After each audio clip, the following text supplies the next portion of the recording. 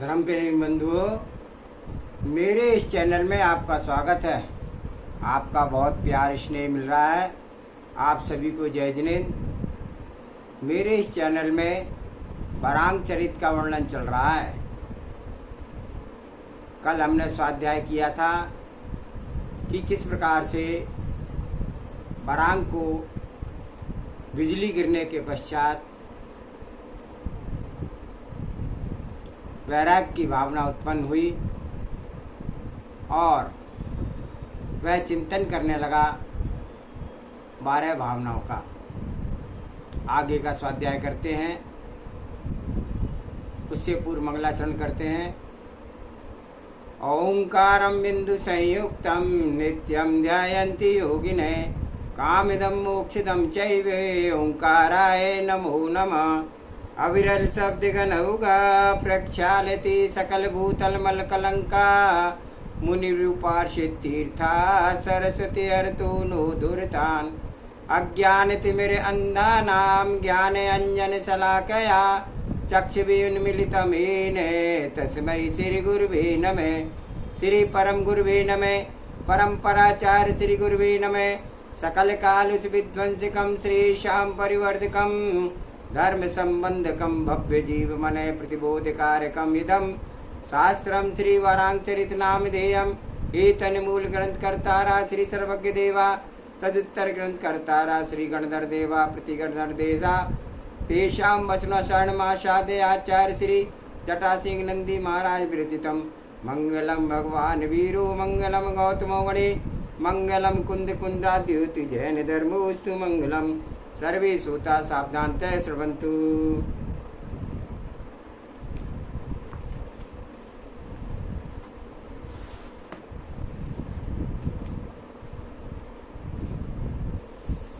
भगवान वरांग चिंतन कर रहे हैं।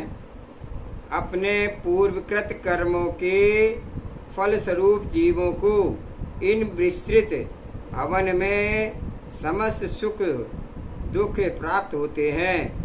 जो इष्ट है उसकी प्राप्ति नहीं होती है और जो अप्रिय है उसका वह साथ नहीं छोड़ता है। योग बस जिस इष्ट का समागम हो जाता है उसे वियोग होता है और यदि किसी क्षण के लिए वह अप्रिय छुटकारा मिल जाता है तो दूसरे क्षण उससे अटल सहयोग हो जाता है। मान का अभाव और पद पद पर अपमान मुख फाड़े खड़ा है। सम्राट के हृदय में वैराग्य ने घर कर लिया था, अतएव उसने उक्त दृष्टियों से समस्त पदार्थों को वास्तविक रूप पर गंभीर मनन किया था। इसके पद प्राप्त होते ही उसके अपने परम आदरणीय तथा विश्वश्रेष्ठ सागर वृद्धि को बुलवाकर उसने अपने मन के पूरे सुख दुख का कह डाला। हे मान्यवर, मेरे पूज्य पिता महाराज धर्मसेन अपने कर्म से ही मेरे पिता थे, किंतु आपने अपने स्वार्थ त्याग तथा स्नेह के कारण मेरे धर्म पिता का स्थान प्राप्त किया है। जब मैं जंगल मारा फिरता था तब उस समय आपने ही कृपा करके मुझे शरण दी थी और समस्त बंधु बांधवों से मिलवाया है। अतएव मैं युद्ध क्षेत्र में से आहत होकर के मरणासन हो गया था, तब आप ही की सहायता ही थी कि आपने मेरे सुख दुख को उसी प्रकार से अनुभव किया था जिस प्रकार से लोग निजी को समझते हैं। आप ही राज प्राप्ति का अवसर पाते ही मुझे उचित कार्य करने के लिए स्वतंत्र कर दिया था और विशाल विभव लक्ष्मी युक्त राज सिंहासन पर बैठा दिया था। इन सब कारणों से आप मेरे माता पिता से के ही समान नहीं अपितु हितोपदेशी गुरु भी हैं। आप मेरे परम पूज्य हैं तथा मेरा कर्तव्य होता है कि कोई भी कार्य करने से पहले आपकी सम्मति अवश्य लूं। यही कारण है कि बिना किसी संकोच के ही आपने आपके सामने अपने कर्तव्य को कहता हूँ। यदि आप उसे युक्ति सिद्ध समझते हैं, तो मेरी यही प्रार्थना है कि उसे आप प्रसन्न हो करके मुझको अनुमति दे अवश्य देवें। हे साधु, अनाथपुर तथा इसके पहले उत्तमपुर में राजा के शुभ तथा संपत्ति के लिए जैसा आपने अपनी उदारता तथा दया दाक्षिण्य आदि गुणों की प्रेरणा पाकर के मुझे राजपथ पर अभिषेक किया था, वैसी अब आप मेरे ज्येष्ठ पुत्र कुमार सुपात्र को अनाथपुर की लक्ष्मी का स्वामी बनाने का कष्ट करिए, क्योंकि कुमार सुपात्र राजपथ के लिए सुयोग्य है।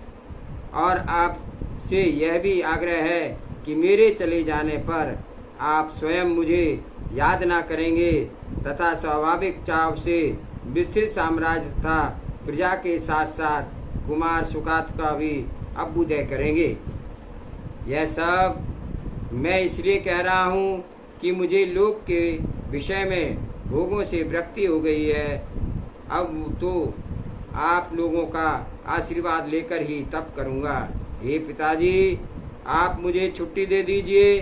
सम्राट बरांग के विरक्त गंभीर थी और वे एक क्षण के लिए भी उधर से चित्त को न हटा सकते थे। सेठ सागर वैद्य का स्नेह भी तो उतना ही गंभीर तथा तीव्र था।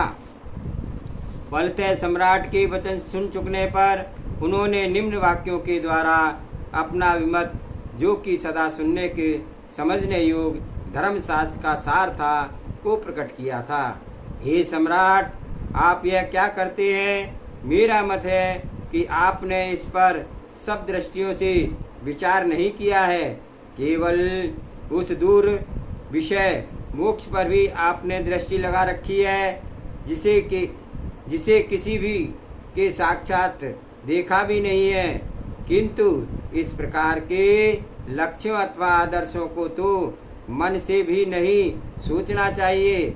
मैं आपके इस निर्णय को कैसे सहमत हो सकता हूँ, क्योंकि इसका किसी भी तर्क के समर्थन नहीं होता है।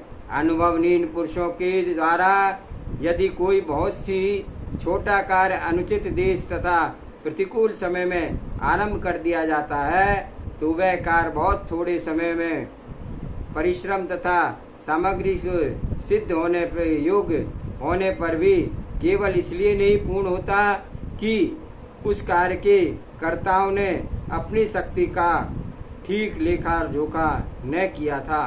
विरोधी परिस्थितियों तथा शक्तियों को से अनभिज्ञ रहे थे तथा वह कार्य किस प्रकार सहज ही हो सकता है, इस दिशा में उनका विचार गया ही नहीं था। इस फिर अनाथपुर का यह राज तो अति विशाल तथा भागीरथ प्रयत्न साध्य है। आपके उत्तराधिकारी कुमार सुगात्र अभी किशोर हैं, आपके समान अनुभव तथा सहस साहस आदि से हीन है और बेचारे अभी बालक ही है। इसके अतिरिक्त आपको माता पिता का स्नेह तथा जनता की प्रगाढ़ राजभक्ति भी ऐसी वस्तुएं हैं जिनके एकदम बिना विचारे उपेक्षा नहीं की जा सकती है। यदि यही सब बातें हैं जिन पर आपको शांत तथा निष्पक्ष होकर के विचार करना चाहिए, जो शत्रु आपके अभ्युदय में बाधक थे, आचरण और शासन करने में अत्यंत दुष्ट थे, उन्हें आपने कठोर दंड दिया था। इतने ही महात्माकांक्षी सामंत राजाओं को आपने बस में किया था।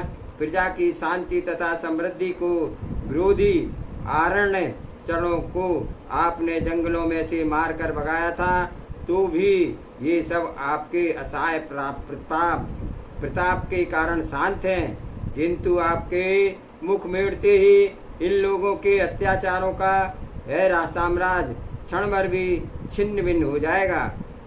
प्रजा की दृष्टि में आपकी प्रत्येक चेष्टा प्रमाणिक है, फलतः उसे आप पर ही अडिग विश्वास है। इसके भी कारण है, आप राजनीति के पारंगत हैं तथा धर्म अर्थ तथा काम इन तीनों के पुरुषार्थों का समन्वय से युक्त रहस्य तथा आचरण के आदर्श हैं। अतएव मैं मस्तक झुका करके आपसे यही प्रार्थना करता हूँ कि हे सम्राट, आप इस प्रकार का अति साहस ना करें मुझे, क्योंकि मुझे उसमें कोई लाभ नहीं दिखता है। सेठ सागरवत के यह कथन संसार की स्वाभाविकताओं से परिपूर्ण था तथा लौकिक दृष्टि से अक्षर से सत्य था, किंतु इसका परिणाम तो बुरा ही हो सकता था।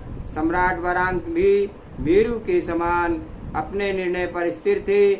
उन्हें अपनी शक्ति पर अटूट विश्वास था। फलतः धर्मपिता के वचनों को सुनकर उन्होंने कुछ ऐसे रहस्यमय भूतार्थों को उपस्थित किया था जिन्हें दूसरे सोच भी नहीं सकते थे। मनुष्यों की लौकिक संपत्ति कौन नहीं जानता है कि पानी के बुदबुदे के समान चंचला है। संसार की प्रत्येक वस्तु को सुनहला करने में पटु यौवन भी 2-4 बहुत थोड़े समय तक टिकता है। मनुष्य जीवन आयु का तो कहना ही क्या है कि यह तो सैकड़ों छिद्र युक्त घड़े में भरे गए पानी के समान है। शरीर तो हम देखते ही हैं कि बड़े वेग से प्रति क्षण नष्ट होता ही है।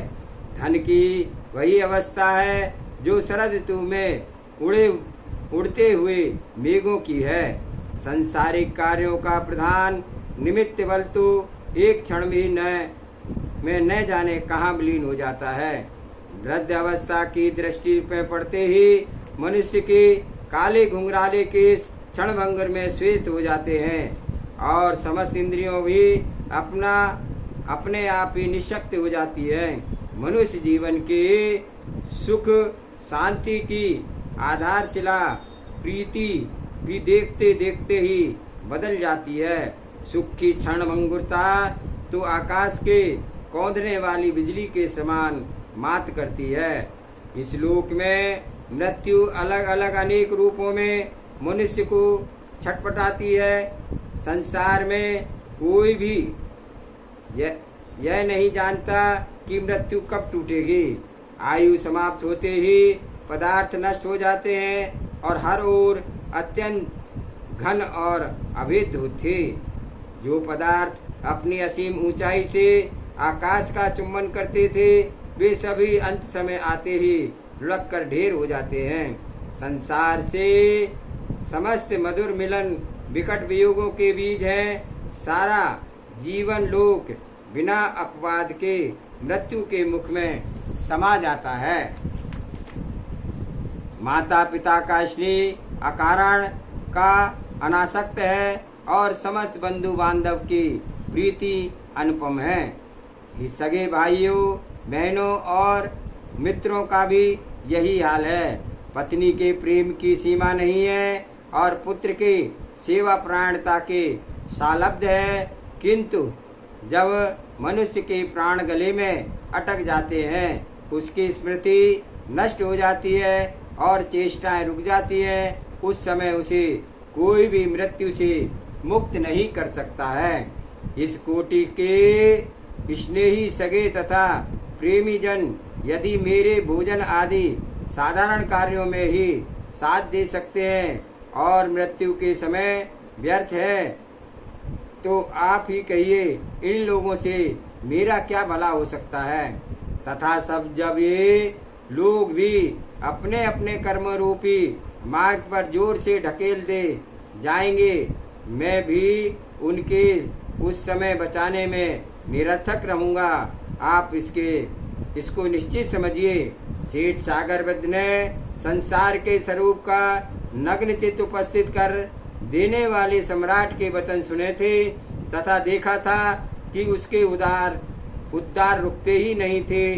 तब उन्होंने इतना ही कहा था कि हे आर्य, आपके चराचर आचार विचार पवित्र हैं, अतएव आप जो कुछ करना चाहते हैं मैं अपनी शक्ति के अनुसार उसके कल्याण मार्ग में चलना चाहता हूँ। तुम्हारी कृपा तथा स्नेह के कारण ही मुझे अपने संबंध तथा परिजन गाढ़ स्नेह और सम्मान करते हैं।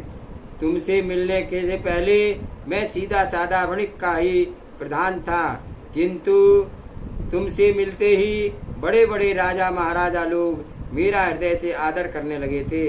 इतना ही नहीं, मैं 60 पति के पद पे बढ़ता बढ़ता महान पृथ्वीपति हो गया था तथा यथाशक्ति आपको सम्मति देता था। युद्ध में कि मैं सहायता करता था, तुम्हारे सुख दुख में हाथ पटाता था।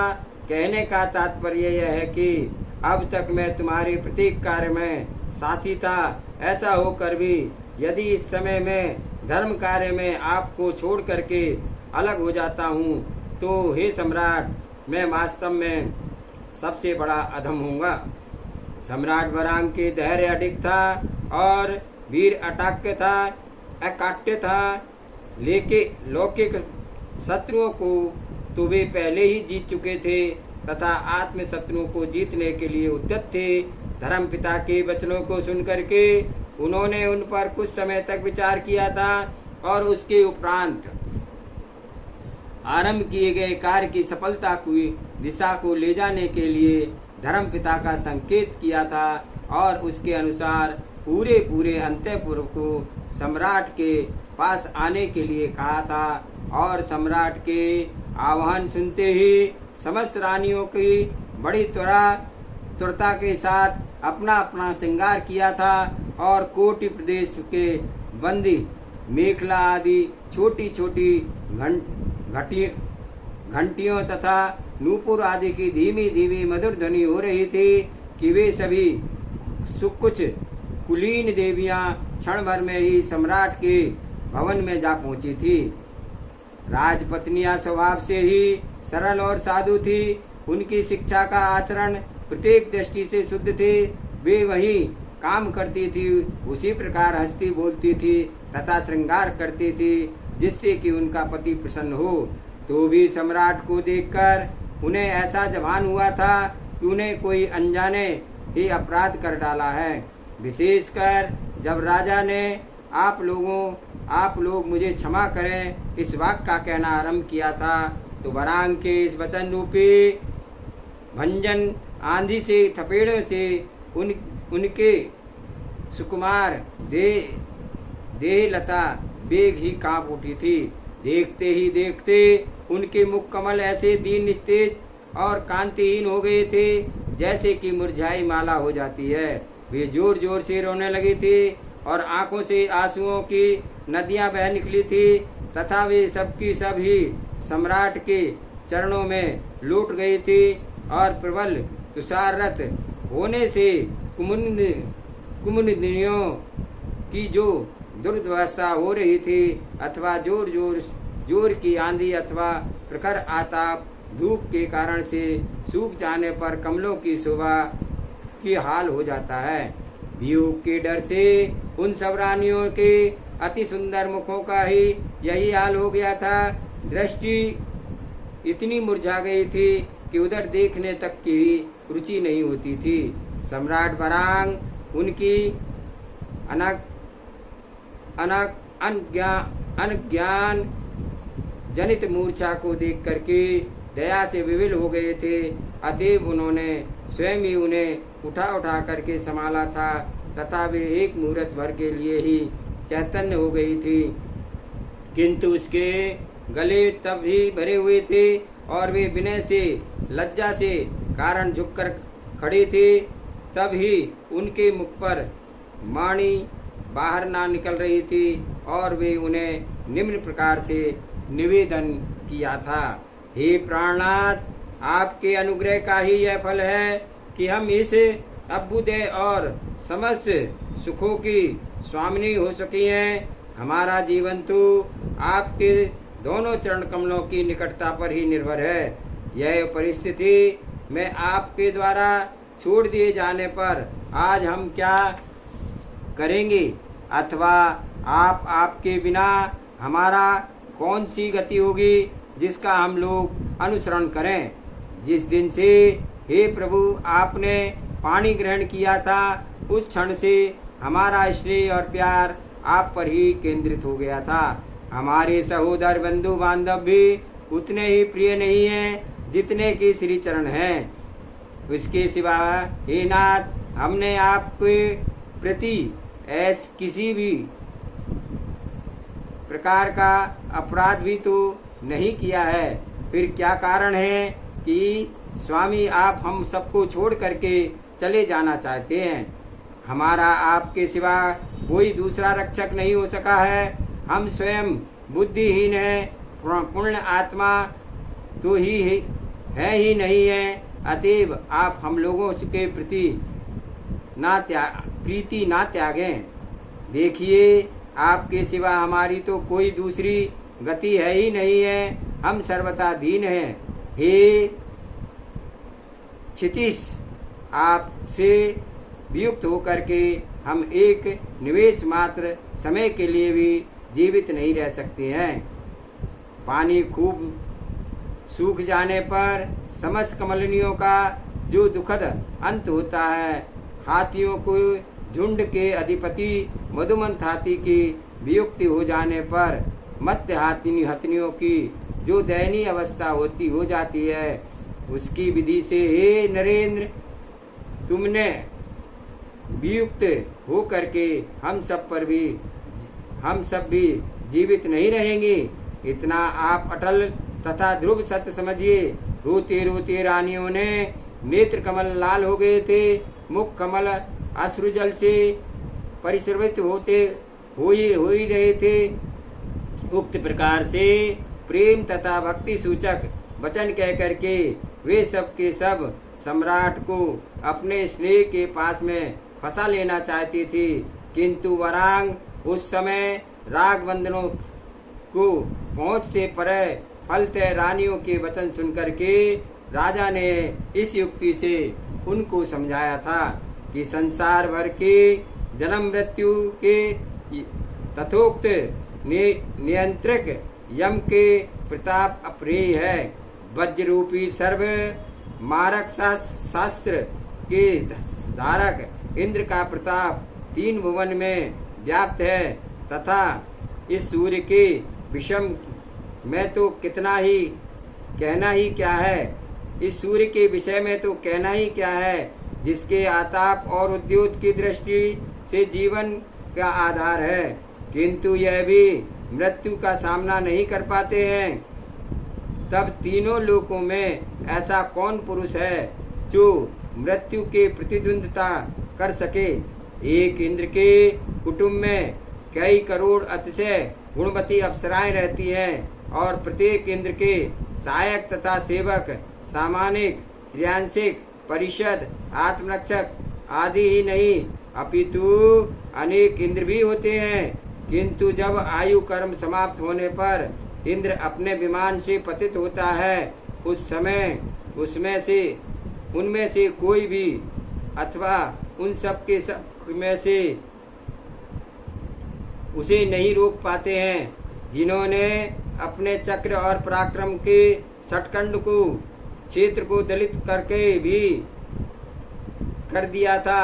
जो लोग भोग भूमिया जीव वस्त्रांग आदि 10 प्रकार के वृक्षों के मनवांछित भोग के सामग्री प्राप्त करते हैं, तथा जिन विद्याधरों को 5 प्रकार के भी प्राप्त होते हैं, तथा जिनके शरीर कृष्ण तथा गौर होते हैं, तथा वे महापुरुष जिनके प्रभाव और सिद्धियां देवी भी असुरों से भी बहुत बड़ी चढ़ी गई थी, उन सबको भी मृत्यु घसीट करके ले गई थी।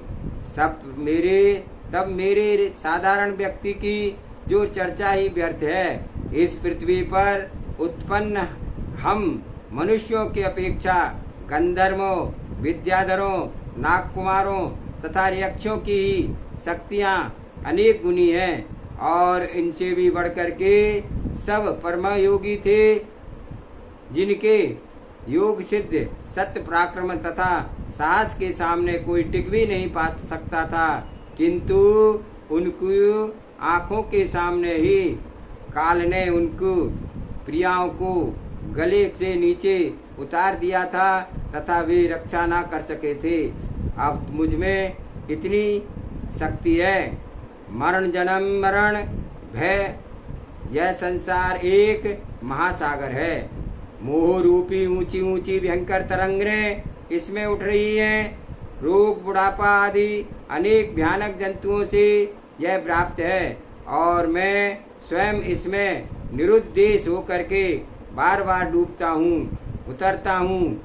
तब तक आप लोग व्यर्थ ही मुझे क्यों इतना सहारा बना रही हैं? सौभाग्य से मनुष्य जीवन में प्रियजनों का वियोग ना होता तथा अनिष्ट और अप्रिय पदार्थ का समागम ना होता, बार बार जन्म मरण ना होते, जीवन में रोग तथा बुढ़ापा ना होता, यह जीवन चिरस्थायी होता तथा अपनी ओर अपने प्रियजनों की मृत्यु ना होती, तो कोई ऐसा विवेक जीव ना हो सकता होता जो इस प्रकार से फिर छोड़ने का नाम भी ना लेता।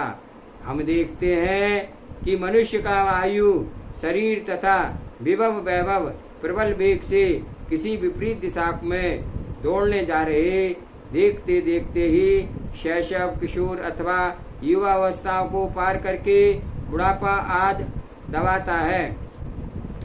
वृद्धावस्था के पदार्पण करते ही शरीर की शक्तियां विदा लेती है और समस्त इंद्रियां अपने विषय और भोगों से स्थिर हो जाती है। इस प्रकार दुर्बल देख करके मृत्यु भी भागती है।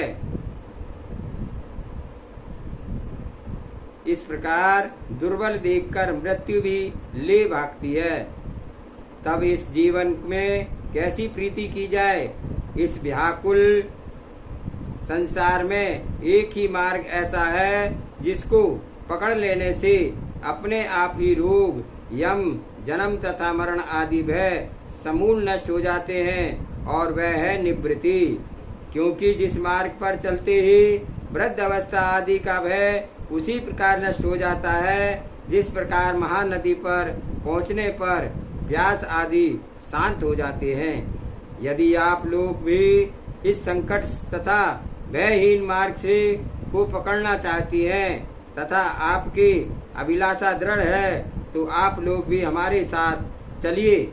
इस संसार के उपद्रव से पार करने का यहाँ पर केवल एक ही अमोघ उपाय है और वह है वीतराग अनंत प्रभु के द्वारा उपदिष्ट सत्य धर्म। केवली भगवान के दिव्य ध्वनि के आधार पर निर्वित पूर्वापर विरोध रहित शास्त्रों की सहायता से सत्य श्रद्धा रूपी प्रकाश सम्यक दर्शन के द्वारा हमारे अंतरंग निर्मल नेत्र खुल जाते हैं। तब हम खुद शुद्ध आचरण रूपी आदर्श मार्ग पर चलने लगेंगे और संसार यात्रा समाप्त करके हम लोग समस्त सुखों के भंडार मोक्ष रूपी पर पहुंच जाएंगे। मेरे साथ दीक्षा लेना कोई अभूतपूर्व घटना ना होगी, क्योंकि पुराने युग में भी जिनेन्द्र देव के द्वारा उपदिष्ट धर्म को स्वीकार करके तथा वैराग भावना के पूर्ण राजा पति के उपदेश को सुन करके रानियों ने तत्व ज्ञान के प्राप्त किया था तथा अनेक राजाओं की पत्नियों ने इस प्रकार काल लब्धि को पार करके अपने पतियों के साथ ही दीक्षा ग्रहण की थी।